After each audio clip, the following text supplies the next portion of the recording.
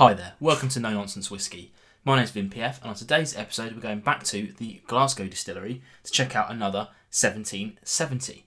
Now this one right here is the triple distilled. It's actually the third release from the distillery, so I'm actually skipping one. We've got the other one as well, it's the peated. I was actually sent all three of their current core range by the distillery just for me to check out. They didn't actually mention anything about reviews, but of course I'm going to review whatever bottles come my way.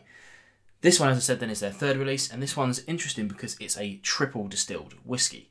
It's not something we see very often in Scotch. There's only one other establishment that really does it very often. It has been tried by various different other distilleries as well, but it isn't really something we see much of in Scotland.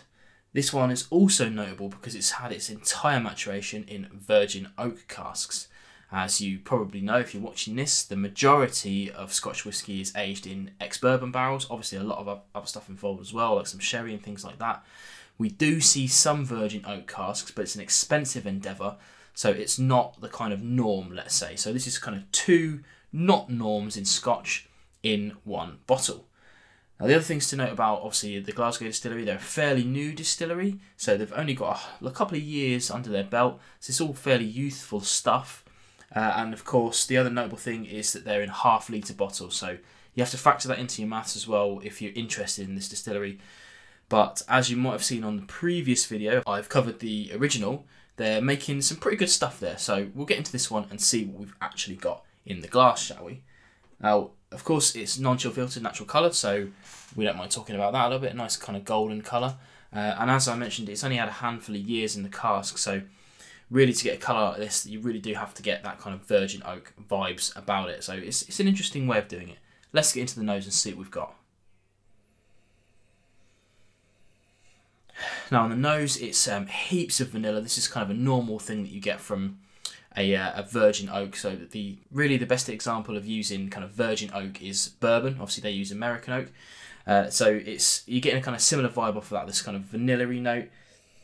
There's some honeys in there as well. Bags of these kind of tannic, oaky notes coming through. And for me, there's a little bit of kind of cherry and marzipan on the back end, which is something I do get on some bourbons sometimes. Let's try on the palate then.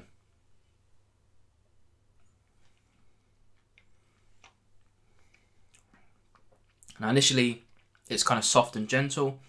Heaps of vanillas coming through.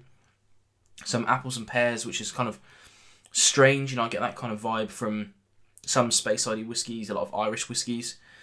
And then at the back end, some pepperiness kicks up. It's not too heavy, it's kind of light on the peppery spice on there. One final sip. The finish is kind of medium in length and a bit peppery. Most of the other flavours have disappeared by then. And then as that pepperiness disappears, a little bit of those vanillas come back through towards the end.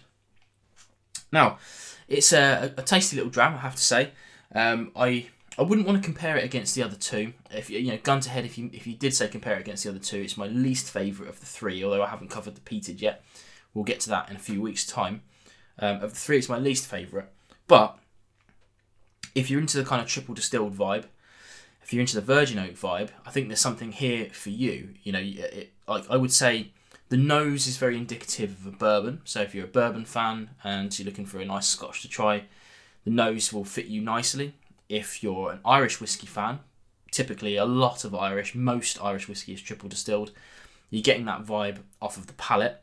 So it's kind of like bourbony-like on the nose and Irish-like on the palate. Again, if you're into your Irish whiskey and are looking for a nice kind of Scotch to try, again, maybe consider something like this.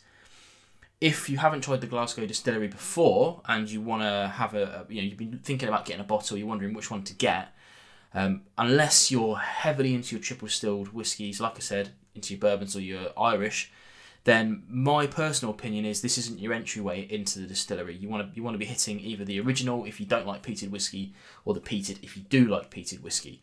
This one would come a bit later, once you've tried the other two and decided you like the distillery and what they're doing. So we'll talk a little bit about price. This is roughly 50 quid. So obviously, as I said earlier, it's a half litre. It is fairly expensive, but we are talking about a newer distillery.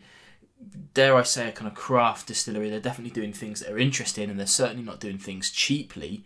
So the price kind of fits in my opinion. A quick note on the half-litre bottles.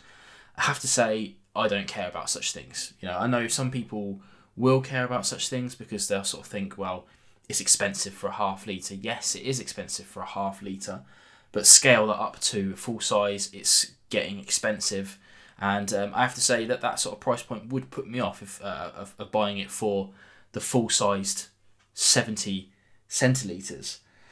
So getting a chance to try a slightly smaller volume at a more affordable price, I'm all up for that. It allows me to be able to try stuff like this. I think that's probably fair to say. So yeah, just to reiterate, if you're interested in Glasgow Distillery, my personal feeling is you want to be trying the original or the peated first before you head into this, unless triple distilled or bourbon is your bag mainly.